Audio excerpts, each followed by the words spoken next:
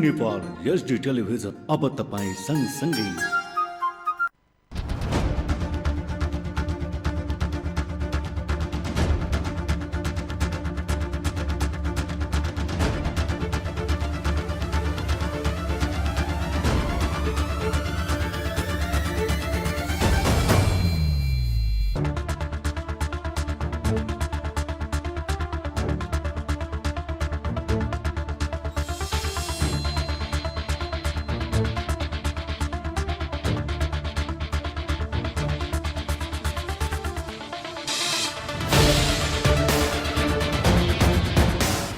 नमस्कार आदरणीय दर्शकवृन्द, कार्यक्रम अनौपचारिकमा यहाँलाई स्वागत गर्न चाहन्छु। आज विशेष गरेर हामीले कोरोनाको सङ्क्रमणपछि खास गरेर झन्डै 6 महिनादेखि बन्द लामो तथा छोटो दूरीका यातायातका साधनहरू हिजोबाट सञ्चालनमा आएका छन्। धेरै यात्रुहरूलाई त्यसका सुरक्षा प्रबन्धका विषयमा, त्यसको व्यवस्थापनका विषयमा धेरै कन्फ्युजनहरू भएको हामीले पाएका छौँ र त्यसै विषयलाई केन्द्रमा राखेर आज हामीले छलफल कार्यक्रमको आयोजना गरेका छौँ। आज हामीसँग दुईजना अतिथि स्टुडियोमा हुनुहुन्छ। उहाँहरूमध्ये एकजना हुनुहुन्छ टेकनाथ गौतम। उहाँ लामो समयदेखि यातायात व्यवसाय क्षेत्रमा हुनुहुन्छ। उहाँ खास गरेर भेरी बस व्यवसायी प्रालीका अध्यक्ष हुनुहुन्छ र त्यसै गरेर उहाँ नेपाल यातायात व्यवसायी राष्ट्रिय महासङ्घका केन्द्रीय उपमहासचिव हुनुहुन्छ। र त्यस्तै अर्का अतिथि हुनुहुन्छ राजकुमार बिसी। उहाँ राष्ट्रिय उपमहासचिव हुनुहुन्छ अखिल नेपाल यातायात मजदुर सङ्घको। यहाँहरू दुवैजनालाई म कार्यक्रममा स्वागत गर्न चाहन्छु। धन्यवाद। नमस्कार। म टेकनाथ गौतमजीका आएँ सुरुमा। अब यहाँ हिजोबाट यातायात व्यवसायीहरूको एउटा व्यवसाय 6 महिनादेखि बन्द थियो।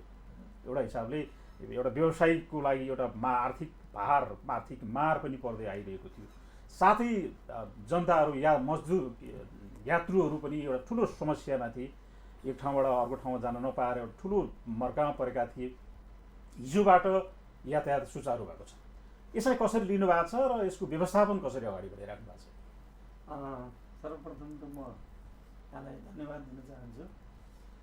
यो कोभिड-19 कोरोना भाइरस विश्वव्यापी रूपमा चाहिँ फैलिने क्रममा चीन हुँदै यो युरोप हुँदै नेपाल प्रवेश गर्यो र नेपाल प्रवेश गर्ने सन्दर्भमा यो चाहिँ नि कोभिड-19 चैत 10 गतेसम्म यहाँका सार्वजनिक यात्रुवाहकदेखि लिएर सबै चाहिँ नि कोभिडले विश्वव्यापी रूपमा चाहिँ असर गर्ने क्रममा नेपालमा पनि प्रवेश गरिसकेको थियो र नेपाल सरकारले तत्काल रूपमा 1 महिने लकडाउन भनेर चाहिँ चैत 11 गतेदेखि घोषणा भयो। 1 महिना भन्दा भन्दै बढाउँदै लिएर गएर अहिलेसम्म पहिला 1 महिना चाहिँ नि बन्दीको घोषणा भइसकेपछि अब यो महामारी हुने भयो भनेर 1 महिना चाहिँ नि हामी चाहिँ नि आफ्ना चाहिँ नि पेसा व्यवसाय स्थगित गऱ्यौँ र दिन प्रतिदिन कोरोना भाइरसको चाहिँ नि बढ्दै गयो। सरकारले पनि यसलाई चाहिँ नि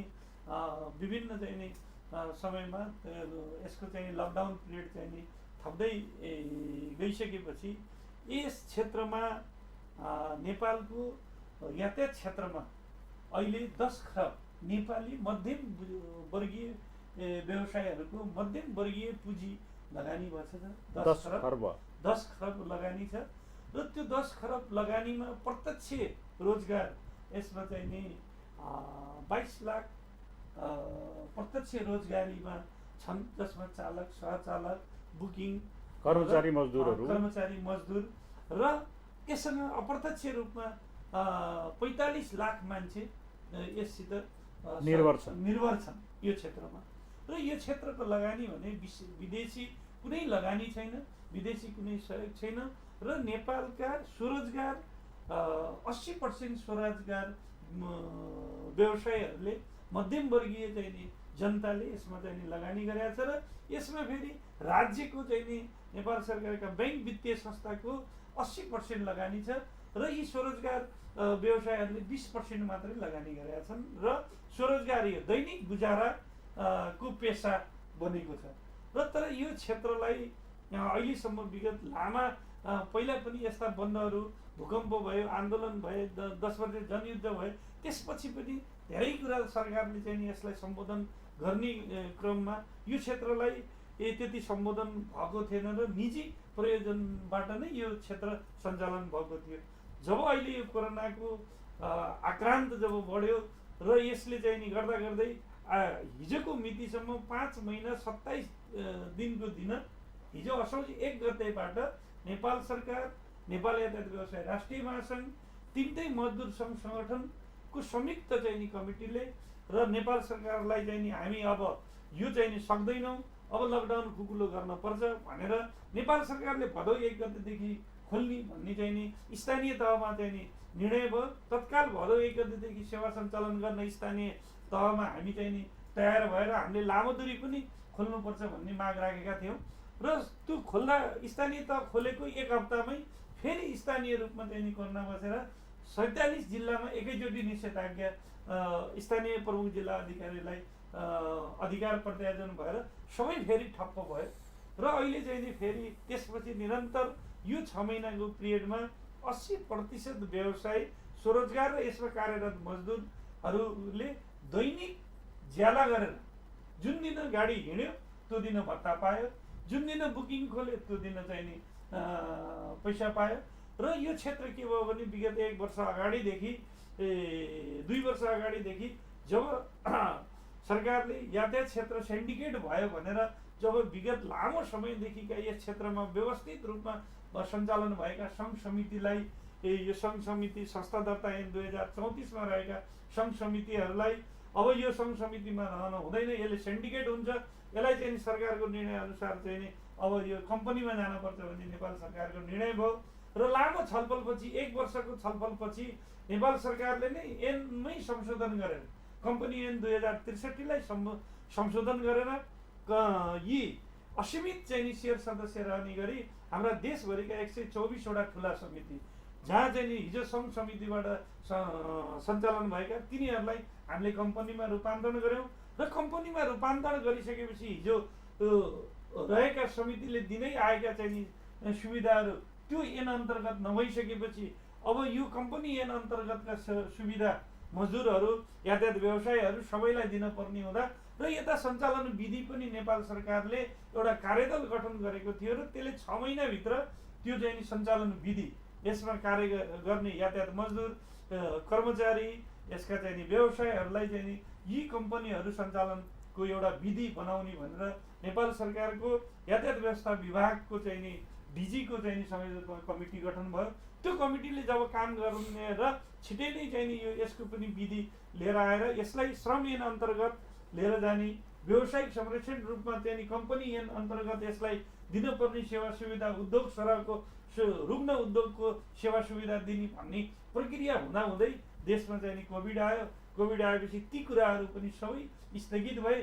जब स्थगित कोभिड भइसकेपछि यातायात लगायत होटल, पर्यटन, धेरै उद्योगहरू, धेरै व्यवसायहरू समस्यामा छन्। यो जगजाहेर भएको कुरा हो र अहिले चाहिँ हामी केन्द्रित हुन खोजेको चाहिँ अहिले जुन सञ्चालन भयो हिजोबाट, त्यसबाट चाहिँ एउटा यात्रुमा एउटा मनोविज्ञान छ, सुरक्षाप्रतिको एउटा चासो छ, त्यसपछि व्यवसायीहरूका आफ्ना समस्याहरू छन्। किनभने अब आधा मात्रै यात्रु सिट क्षमताको आधारमा आधा मात्रै बोक्न पाउने स्थिति छ, भाडा दर चाहिँ 13% बढाएर लिने भन्ने कुरा छ। यी विषयमा चाहिँ केन्द्रित अलिकति अब यो के छ भने नेपाल सरकार, नेपाल यातायात व्यवसाय राष्ट्रिय महासङ्घ र केन्द्रीय ट्रेड युनियन मजदुर सङ्गठन र व्यवसायहरू इच्छुक छन् कि छैनन् गाडी सडकमा ल्याउन? नेपालको स्वास्थ्य मन्त्रालय र WHO को चाहिँ नि मापदण्ड अनुसार सार्वजनिक यात्रुवाहक सवारी साधन सञ्चालन गर्दा न्यूनतम यी मापदण्डहरू चाहिँ नि अनिवार्य रूपमा चाहिँ नि तयार गर्नुपर्छ भनेर नेपाल सरकारले स्वास्थ्यको न्यूनतम मापदण्ड तयार गरेको छ र त्यसमा हामी नेपाल भौतिक तथा यातायात व्यवस्था मन्त्रालयमा चाहिँ नि अस्ति चाहिँ नि तीनटै ट्रेड युनियन र महासङ्घ बसेर त्यो चाहिँ नि स्वास्थ्यका मापदण्ड अनुसार सञ्चालन गर्ने गरी हामीले चाहिँ नि 1 गतेदेखि सेवा सञ्चालन गर्ने गरी देशभरिका सङ्घ समिति, कम्पनी प्रणालीलाई त्यो न्यूनतम स्वास्थ्य मापदण्ड तयार गर्ने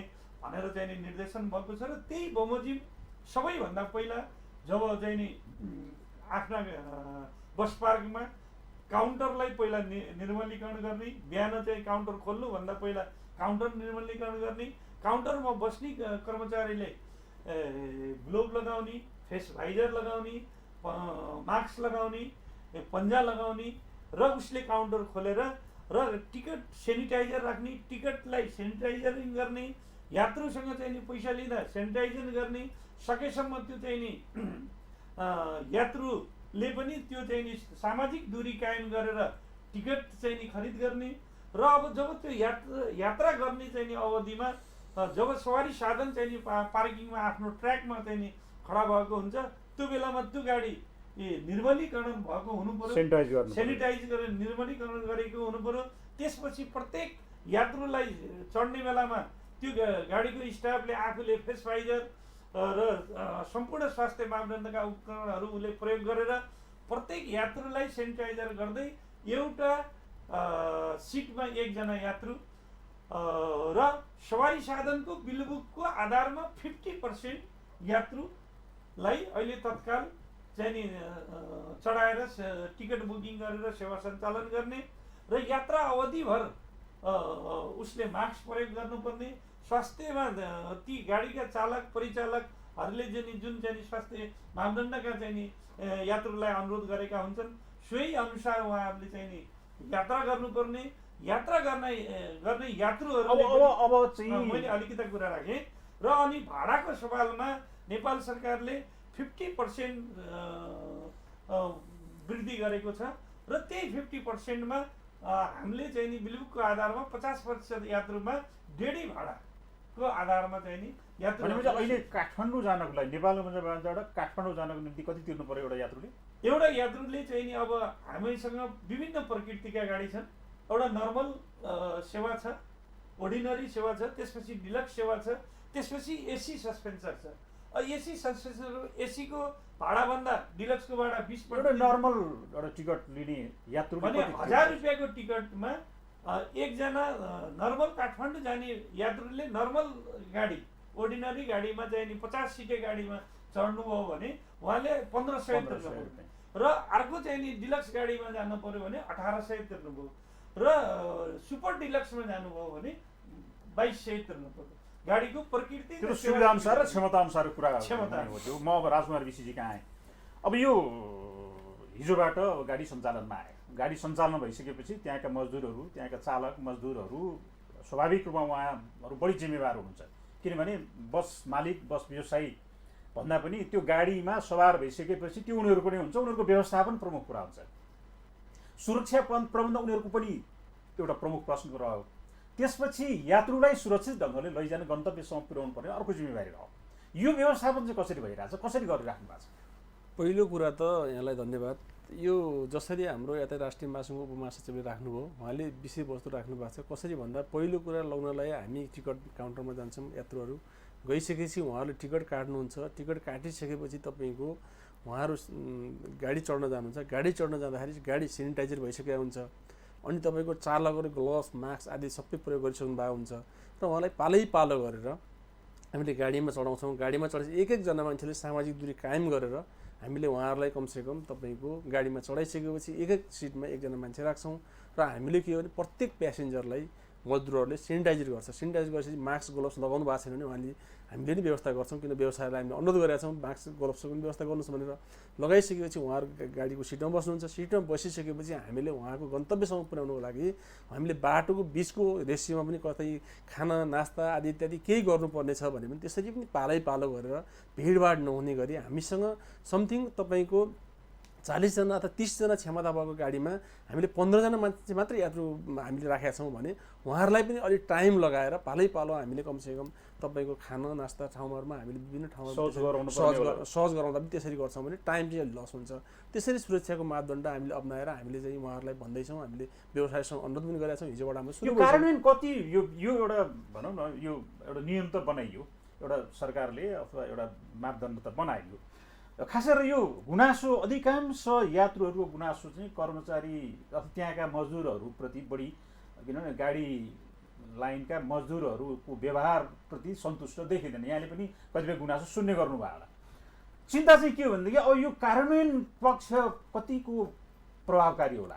यो कुरो के हो भने विगतका कुरातिर नजाउँ हामी, किन विगतमा के भएको थियो कस्तो भएको थियो भनेर गयौँ भने हामीले त्यतातिर विगतमा केही भएको थियो होला, हजुर तपाईँले भने जस्तै त्यस्तो कुरा होला। तर कुरा के हो भने अहिले विषम परिस्थितिमा आउँदा पनि यतातिर मजदुरहरूले त्यस्तो व्यवहार गर्नु हुँदैन। किन भन्दा उहाँहरू पनि यति लामो समयसम्म तपाईँको लकडाउनमा परेर 6 महिनासम्म उहाँहरू घरमा बस्नु भएको छ।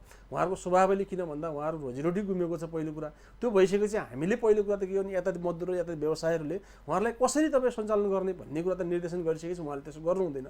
किन त उहाँ पनि आफू सजग हुनुहुन्छ, उहाँ पनि सुरक्षित हुनुपर्नेछ। किन त उहाँले पनि आफ्नो स्वास्थ्यको ख्याल गर्नुपर्नेछ। सम्पूर्ण गाडी स्टाफले गाउँ सुरक्षा नगरिसकेपछि आफ्नो सुरक्षा नभएपछि त यात्रुको सुरक्षा हुँदैन। त्यो भएको कारणले अबको दिनहरूमा हाम्रो यातायात मजदुरहरूले यसरी तपाईँहरूको विगतका जस्तो तपाईँ गुनासोहरू आउँदैनन्। अब हामी त्यो पनि प्रशिक्षण चलाउँदैछौँ। बस पार्कमा हाम्रो व्यवसाय तथा मजदुरहरूले प्रशिक्षण दिँदैछौँ। हामीले त्यहाँ चेकिङ गर्दैछौँ। अहिले पनि हामी किन जिल्ला प्रशासन अनुगमन पनि हुन्छ, यहाँ अनुगमन गर्ने यहाँहरूको सङ्गठनहरू छन्, नै हामी गर्ने पनि हुन्छ। गर्ने के भयो भने हामी लगत्तै एक गति गाडी सञ्चालन गर्ने भनेर हामीले सञ्चालन गर्नुतिर लागि मिल्यो। अब आजबाट के हो भने हामी कमसेकम व्यवसाय यातायात बाँकी जिल्लाकै हामी कमसेकम सिडिओ साहबलाई भेटेर कमसेकम गरेर तपाईँ अनुगमनको पनि व्यवस्था मिलाइदिनु पर्यो। हामीलाई पनि प्रत्यक्ष इन्भल्भ गराइदिनु पर्यो। किन त हामीले पनि अनुभव गर्नुपर्ने हुन्छ। हामी गइसकेपछि यातायात मजदुरलाई सम्झाउनु पर्ने हुन्छ। किन यो प्रशासनले मात्रै गरेर हुँदैन भन्ने कुरातिर हामी जाँदैछौँ, अनुगमन हुन्छ। म टेक्नोलोजीमा पुनः आएँ।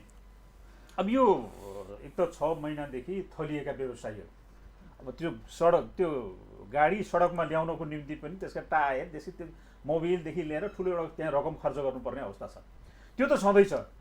सिट सङ्ख्यामा हामीसँग विगतको उदाहरण छन्, प्यासेन्जर पाएसम्म नछोड्ने। अब स्टुलमा बसाएर हुन्छ कि छतमा बसाएर हुन्छ कि केमा बसाएर हुन्छ भने प्यासेन्जर नछोड्ने हाम्रो प्रवृत्ति हो। किनभने अब व्यवसाय भनेको नाफा गर्नकै निम्ति व्यवसाय गर्ने हो, हिजोको प्रवृत्ति थियो। अब अहिले चाहिँ के गर्नुपर्ने अवस्था छ भन्दाखेरि आधा प्यासेन्जर बोक्नुपर्ने, त्यसमा पनि खर्च, अब सेनिटाइजदेखि लिएर गएर विभिन्न खर्च, त्यो मजदुरहरूलाई मास्क किनिदिनु पर्यो।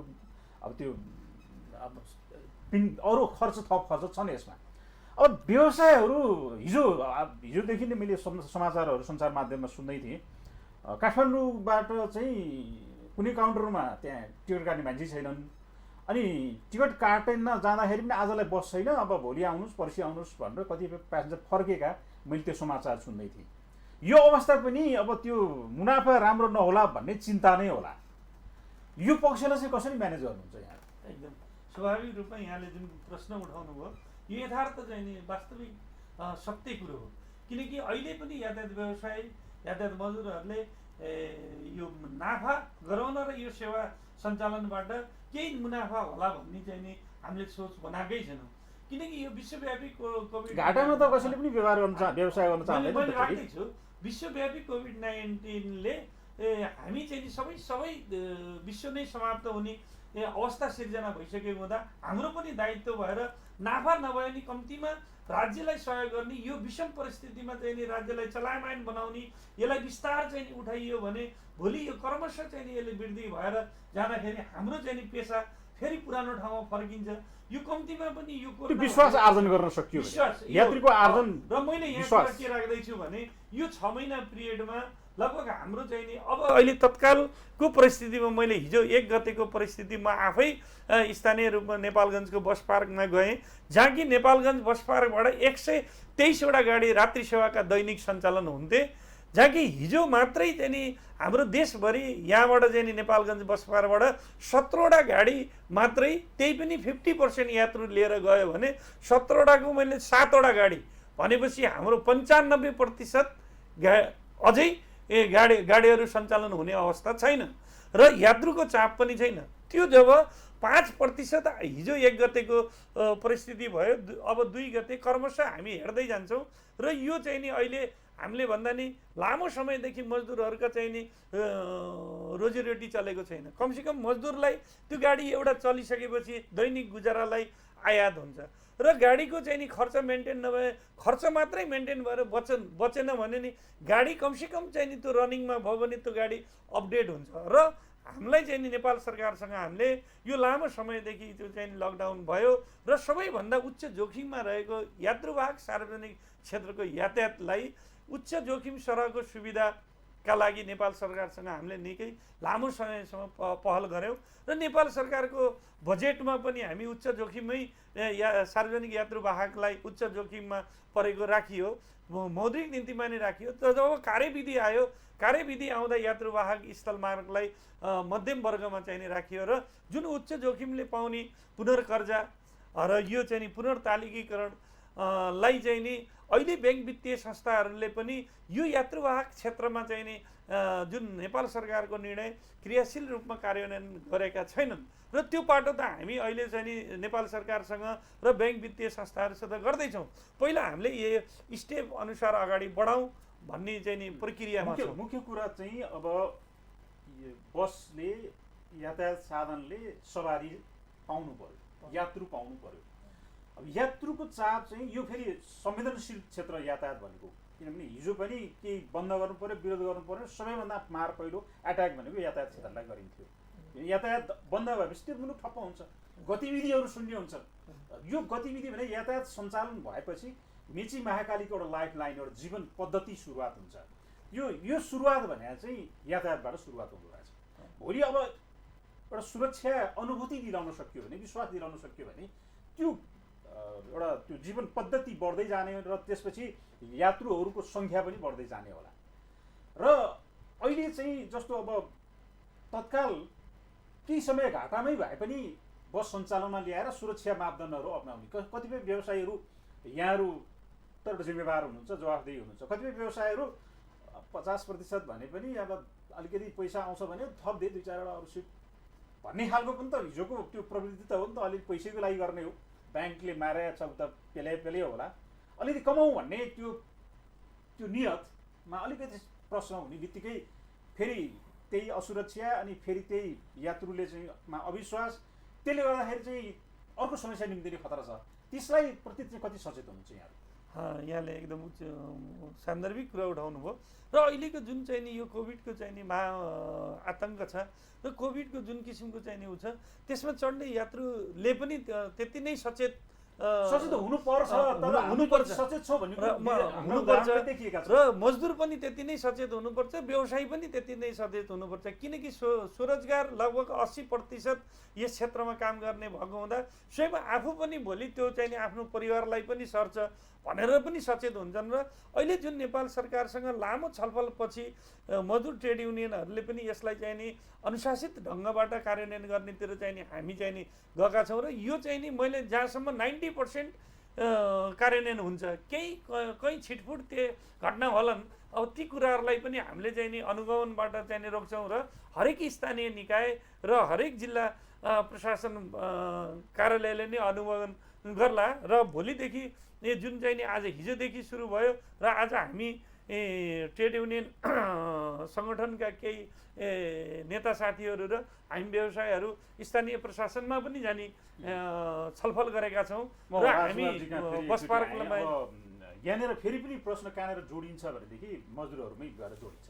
यातायात एउटा व्यवसायी सङ्गठनहरूले निर्देशन जारी गर्ने, यहाँहरू अब मजदुर नेता भएको कारणले यहाँहरूको जवाफदेही जिम्मेवारी आफ्नो ठाउँमा रहन्छ। तर त्यो गाडीमा यात्रु चढाउने, अब 6 महिनादेखि सुतेर बसेको त्यो एउटा मजदुर सचेत हुनुपर्छ भन्छौँ हामी, तर हाम्रो सचेतनाको स्तर कति छ भन्ने कुरो पनि हामी मास्क नलगाइकन सडकमा हिँडेर कति 100 रुपियाँ जरिवाना तिरेको कतिजना हामीले त्यो हेरिरहेछौँ। सचेतनाको स्तर पनि त्यही नै हो। भोलि गएर अब बसमा टिकट काउन्टरबाट अलिकति अगाडि बढिसकेपछि प्यासेन्जर छैनन् भनेर घन्टौँ रोकिदिने गरेको विगतको उदाहरण छन्। प्रवृत्ति त त्यही नै हुने होला। अनि अलिकति ल मान्छे कोही पाइयो भनेदेखि 2-4 जना बिचमा घसारिदिइहाल्यौँ, अलिअलि खर्च निकालिहालौँ भन्ने मजदुरको त्यो एउटा नियतमा पनि अलिकति कहीँ न कहीँ खोट देखिने स्थिति छ। त्यसलाई चाहिँ कसरी नियन्त्रण गर्नुहुन्छ? त्यसले त फेरि पनि यात्रुलाई अविश्वास सिर्जना गर्ने एउटा अहिले चाहिँ अब खतरा त फेरि यातायात सञ्चालन हुने बित्तिकै सङ्क्रमणहरू बढ्न थालेका, इन्डियाबाट खोल्ने बित्तिकै सङ्क्रमण बढेका थुप्रै उदाहरण छन्। यो पनि त एउटा खतरामा पनि रहिरहने, एउटा विश्वास पनि आर्जन नहुने, आखिर गएर ठोकिए त मजदुरमै रहेछ। त्यो यसलाई चाहिँ कसरी नियन्त्रण गर्नु? यस्तो छ, अब त्यो पहिलो कुरा के हो त भन्दाखेरि, पहिलो कुरा त हामी सचेत नागरिक हौँ। पहिला सार्वजनिक सवारी साधनमा यात्रा गर्ने मान्छेहरूले पहिलो कुरा के बुझ्नु पर्यो भने हामी कमसेकम यात्रा गर्दैछौँ कतिजना मान्छे यात्रा गर्ने भन्ने कुरा बुझ्नु पऱ्यो। पहिलो कुरा उहाँहरूले यतिजना हामीले मापदण्ड बनाएका छौँ, कमसेकम 50% सवारी मात्रै सवारीमा मान्छे मात्रै राखेर जाने गरेर जाने भनेका छौँ। कमसेकम यात्रु राखिसकेपछि त पहिलो कुरा त हामीले त्यसरी कमसेकम कुनै ठाउँमा मान्छे भेट्न बित्तिकै कोही चालकहरूले एकाध चालकहरूले त्यस्तो अथवा एकाध गाडी स्टाफले त्यस्तो गर्नुहुन्छ भने उहाँहरूलाई कानुन दायरामा ल्याउनु पर्यो। हामीले भनेका छौँ, किनभने विषम परिस्थितिमा कसैलाई पनि फसाइनु हुँदैन। यो विषम परिस्थितिमा आएर यो मजदुरहरूले गरेको गल्तीलाई लिएर कमसेकम पुरा सम्पूर्ण यातायात व्यवसायी र मजदुरको बदनाम गर्नु हुँदैन। त्यो कुरा गर्दैछ के हो भने यहाँबाट गइसकेपछि घन्टौँ रोक्ने कुरा छ, घन्टौँ रोकिँदैन। पहिलो कुरा त के हो भने हामीले काठमाडौँ जानलाई कतिजना यात्रु छन् हाम्रो गाडीमा, हाम्रो क्षमता कति हो भनिसकेपछि हामीले बसबाट गाडी छुटिसकेपछि शान्ति सुरक्षा साथ हामीले सुरक्षित हामीले काठमाडौँसम्म पुर्याउनलाई हामीले रोक्नुपर्ने कुरा अघि नै मैले भने। कहीँ कमसेकम त शौच गर्नलाई, कहीँ तपाईँ गएर खाजा नास्ता खानलाई रोकिला, तर यसरी बाटोमा रोकिँदैन। र अर्को कुरा के हो भने यात्रा गर्ने मान्छेले के बुझ्नु पऱ्यो भने यो गाडी खाली छ, मलाई जबरजस्ती लग्दै भन्नु भएन। यो गाडीमा कति सिट छ, तपाईँको मापदण्ड पुग्छ कि पुग्दैन भन्ने कुरा त आम नागरिकको त दायित्व होला नि। हो यातायात मजदुरतिर मात्रै फर्केर भएन। यातायात मजदुरले कोही कमसेकम हाम्रो यत्रो भनौँ न 2200-2500 लाखको यातायात मजदुरमा एकाध मजदुरहरू कमसेकम त्यसो गर्न सक्छन्, किनभने हामीले गर्दैन भनेर। त्यो भएको कारणले यातायातमा कमसेकम सवार गर्ने सवारीले पनि त्यो खाले कमसेकम वातावरण बन्नु पऱ्यो, उहाँहरूले सोच्नु पऱ्यो। अर्को कुरा के हो भने यता चेकिङको कुरा गर्दैछौँ हामीले। चेकिङ गर्ने कुरा तपाईँको छड्के चेकिङ गर्ने, त्यहाँ गएर कुन कमसेकम यहाँबाट जाँदाखेरि कोलपुरमा चेकिङ गरिदिनु पऱ्यो, यहाँबाट भालुवाङमा चेकिङ गरिदिनु पऱ्यो। कमसेकम गाडीमा कमसेकम मापदण्ड मान्छे छन् छैनन् भन्ने कुरातिर गएर यसरी गरियो भने कमसेकम हामीले तपाईँ के भने यातायात मजदुर जिम्मेवारी छन्, जिम्मेवारीपूर्वक उहाँहरूलाई चाहिँ कमसेकम आफ्नो गन्तव्यसम्म पुर्याउनुहुन्छ। जगन्नाथज्यूका फेरि एकचोटि आयो। अब यो चाडपर्वहरू नजिकिँदैछन्, यो अब यातायात व्यवसायको लागि यस्ता पर्वहरू भनेको एउटा अवसर पनि हुन्। अरू बेला अब नकमाएको यस्तै पर्वको बेलामा चाप बढ्दै जान्छ। भोलिपल्ट अब यसो चाप बढिसकेपछि अनिच्छुक व्यवसायहरू पनि यति बेला गाडी निकालौँ, अब क्युको लागि पनि अब हाना थाप हुने होला। अब त्यसपछि अब चाप बढ्दै गएपछि अलिकति लोभ पनि जाग्ने होला। अनि अब यो 50% को यो मापदण्ड बिस्तारै त्यो उल्लङ्घन हुने क्रम पनि त बढ्दै जाला नि त। स्वाभाविक हो। र अहिले हामी यो चाडपर्व अब नजिकै छ र अहिलेदेखि हामी सुरुवात चाप त बढ्दै जान्छ गरेनौँ भने भोलि त्यो एकैचोटि चाहिँ नि जब चाहिँ नि दसैँ तिहारको चाहिँ नि दसैँको चाहिँ नि चाप आउँछ त्यतिखेर कसैलाई पनि यो स्वास्थ्य मापदण्ड यसको चाहिँ नि सचेतनता जाँदैन भनेर अहिले हामी स्टार्टिङमा घाटैमा भए पनि बराबरमा भए पनि मजदुरको स्वरोजगार भए पनि गाडीहरू बाटोमा निकालेर ती गाडीहरूलाई रनिङ गराएर चाहिँ नि आफ्नो चाहिँ नि अपडेट कन्डिसनमा राख्नका लागि यो सुरुवात हुँदैछ र अब क्रमशः वृद्धि हुन्छ र नजिकै चाडपर्व आउँदैछन्। चाडपर्वको सन्दर्भमा हामीसँग अहिले चाहिँ नि जुन हिजोको नेपाल सरकारको चाहिँ नि मापदण्डमा सिट क्षमता अनुसार बोक्ने थियो र त्यसमा 5-7 जना 10 जना एक्स्ट्रा पनि सिटभन्दा बढी पनि हाल्थ्यो। तर अब त हरेक निकायले नेपाल सरकारका विभिन्न निकाय र मजदुर व्यवसायीका निकायहरूले अनुगमन गर्दा काउन्टरमै टिकट त्यो 50% भन्दा काटिन्नन् र यात्रुको चाप बढेसँगै सवारी साधन पनि हामीसँग त पर्याप्त छन्। नेपाल जस्तो मुलुकमा 3,50,000 यात्रुवाहक सवारी साधन छन् जहाँ कि ती सवारी साधनहरूले अहिले काम पाइरहेका छैनन् र हिजोको पिरियडमा त्यो चाहिँ नि सहज हुने पिरियडमा पनि गाडीहरू खाली अस्वस्थ प्रतिस्पर्धामा हिँड्थे र अहिले अब चाहिँ नि अस्वस्थ प्रतिस्पर्धा नहोला र यो सबै मापदण्ड पुरा गर्दाखेरि एउटा सबै अनुशासित ढङ्गबाट र कोरोनासित नि जुझ्दै आफू पनि सचेत हुँदै हुन्छन् भनेपछि अब हामीलाई यो विश्वास छ मुनाफा बढी कमाउने चाहिँ रोकिने भयो, त्यो सम्भावना छैन। गाडीले चाहिँ धेरैभन्दा धेरै काम पाउने भने सिन्डिकेट चाहिँ बढी प्रभावकारी हुने भयो। यसले त्यो सङ्केत देखायो है। सिन्डिकेट प्रभावकारी हुने भएन। सिन्डिकेट हिजो जुन यो चाहिँ नि यातायात क्षेत्रमा गाडी अब यो समितिले नै प्रालीले नै त उनीहरूलाई क्युमा ल्याउने होला, क्यु दिने होला, किन उनीहरू स्वतन्त्र ढङ्गले त हिँड्न पाउँदैनन् होला। हिजोको 40 जना यात्रु पाउने बित्तिकै जुनसुकै गाडीले पनि लिएर जानु त पाउँदैन होला, त्यो छुट त यहाँहरू दिनुहुन्न। छैन। त्यसैले सिन्डिकेट प्रभावकारी नै बनाउने त होला। त्यसको अरू कुनै उपाय छ? होइन, सिन्डिकेट होइन, त्यो रुटमा रहेका त्यो रुटमा सञ्चालित गाडीहरूलाई हिजो हामी चाहिँ नि 40 जना नभइकन 20 जना मान्छे बोकेर पुरानो सिङ्गल भाडामा त गाडी बसमा रहेका बसलाई मध्ये 40-20 जना यात्रु खोज्यो, मापदण्ड पुरा गर्छु, ल पुरा गरेर स्वीकृति दियो, म जति बेला 2 बजे पनि 3 बजे सबैलाई हामी ओपन गर्छौँ। त्यो र जान दिनुहुन्छ। स्वास्थ्य मापदण्ड पुरा हुनु पर्यो। त्यो गाडीको चाहिँ नि सम्बन्धित रूपमा सञ्चालन गर्ने उसको पर्मिट हुनु पर्यो र त्यो चाहिँ नि त्यो रुटका चाहिँ नि जुन नेपाल सरकारले तोकेका मापदण्ड छ त्यो मापदण्ड पुरा गरेपछि जुनसुकै गाडी पनि जुनसुकै समयमा यात्रुलाई चाहिँ नि गाडी नभएर त्यो कोचाकोच गर्न पर्ने त्यो क्षमताभन्दा बढी हाल्न पर्ने गर्नै पाइएन। होइन त्यो स्थिति हामी आउनै दिन्नौँ। त्यो म्यानेजमेन्ट गर्न सक्ने क्षमता छैन। सिङ्गो 3टा ट्रेड युनियन मजदुर सङ्घ सङ्गठन, सिङ्गो नेपाल यातायात व्यवसाय राष्ट्रिय महासङ्घ र त्यसमा आबद्ध रहेका देशभरिका सङ्घ समिति कम्पनी प्रणालीहरूले यसमा प्रतिबद्धता छ। यो हामी चाहिँ नि त्यो अवस्था आउन दिँदैनौँ। राजकुमारजी, अब यो जस्तो भनौँ न, ल ठिक छ, यो प्रक्रिया पनि पुरा होस्, हाम्रो तर्फबाट शुभकामना छ। यो भयो भने अब म्यानेजमेन्टमा धेरै सजिलो होला। कोरोना म्यानेजमेन्टमा पनि यात्रुको सुरक्षामा पनि धेरै नै यसले चाहिँ एउटा राम्रो रिजल्ट देला।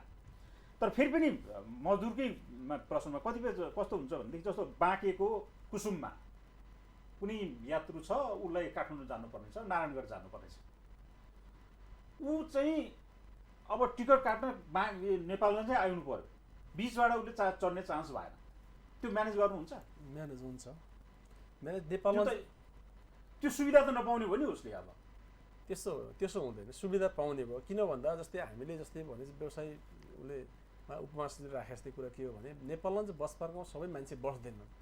यहाँको यात्रुहरू त नेपालमा मात्रै बस्दैन, कोही दाङबाट चढ्ला, कोही सुर्खेतबाट चढ्ला, कोही हाम्रो बबईबाट, कोलबुबाट, विभिन्न ठाउँहरूबाट यात्रा गर्ने भएको कारणले पहिलो कुरो त उहाँहरूले के गर्न सक्नु पऱ्यो भने त्यसो हो भने कमसे सम्बन्धित बस पार्कमा टिकट काट्ने कमसे फोनबाट हुन्छ, कसरी हुन्छ उहाँले टिकट काट्ने व्यवस्था गर्नु। पहिलो कुरा त आफ्नो सिट सुरक्षित गर्नुको लागि त्यो गर्नु पऱ्यो। त्यसो उहाँहरूले सक्नु भएन भने, किन भन्दा यो देशैभरि कमसेकम सञ्चालन हुने सवारी साधनहरू त पुरै तपाईँको किन भन्दा पुरै प्याक जान्छ। अहिलेको अवस्थामा भने जस्तै तपाईँले भने जस्तै के पनि नहोला भने पुरै हामीले यहाँबाट कमसेकम 40को ठाउँमा 20 जना राख्ने अनि दौड्ने भन्ने पनि नहोला।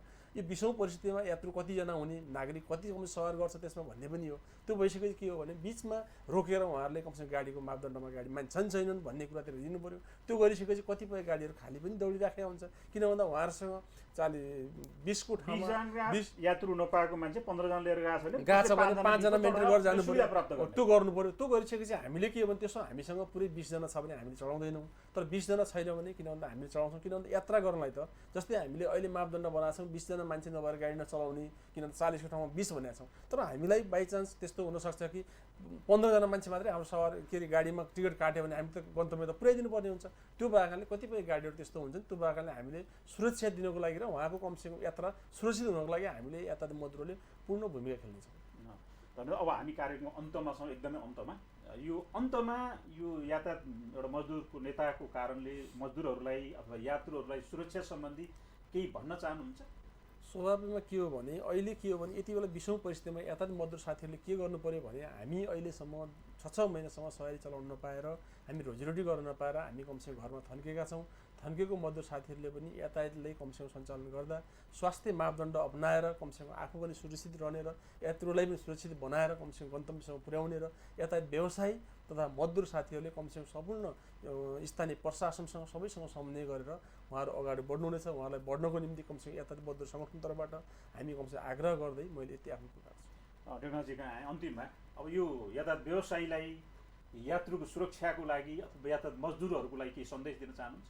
एकदम हामीले सार्वजनिक रूपमा भेरी बस व्यवसाय प्रणालीले चाहिँ नि स्थानीय तहमा आफ्नो चाहिँ नि सबै चाहिँ नि आफ्ना स्टाफ यातायात व्यवसाय सेयर सदस्य कम्पनी लगायत आम नागरिकलाई समेत अपिल गरेर हामीले सूचना जारी गरेका छौँ र सम्पूर्ण नेपाल सरकारले चाहिँ नि जारी गरेका स्वास्थ्य मापदण्ड अपनाएर यसरी सञ्चालन हुनेमा सहयोग गर्ने र कहीँनिर त्यस्तो छ भने त्यसको चाहिँ नि जानकारी दिने र मलाई विश्वास के छ भने यी सबै प्रक्रियाहरू सबै कम्पनी यातायात व्यवसाय मजदुरहरूले चाहिँ नि यसलाई पूर्ण रूपमा पालना गर्नुहुनेछ र यदि गर्नु भएन भने कानुनी रूपमा उहाँहरूलाई कानुनी सम्बन्धित निकायले उहाँहरूलाई कारबाही हुनेछ। त्यसको अनुमोदन हामी गर्नेछौँ, सम्बन्धित निकायले गर्नेछ र भन्दै सबैलाई अनुरोध के गर्न चाहन्छु भने नेपाल यातायात व्यवसाय राष्ट्रिय महासङ्घ, 3टै ट्रेड युनियन सङ्घ सङ्गठनहरूले यो राष्ट्रिय रूपमा चाहिँ नि बनाएको चाहिँ नि नेपाल सरकारसँग सहमति गरेर यो सेवा सञ्चालन गर्ने सहमति भएअनुसार त्यो मापदण्ड पुरा गर्न देशभरिका यातायात व्यवसाय लगायत यहाँ कम्पनीका पदाधिकारीहरू र आम नागरिकलाई समेत यस मिडिया मार्फत मैले अपिल गर्छु। हस् यहाँहरू दुवैजना धन्यवाद। यात्रुहरूलाई सुरक्षित रूपमा गन्तव्यमा पुर्याउने यहाँहरूको कार्य सफल रहोस्। यहाँहरू दुवैजनालाई म धन्यवाद दिन चाहन्छु र आदरणीय दर्शकवृन्द यहाँहरूलाई पनि धन्यवाद दिन चाहन्छु र आजको कार्यक्रम अनौपचारिकबाट बिदा लिने अनुरोध चाहन्छु। नमस्कार, धन्यवाद।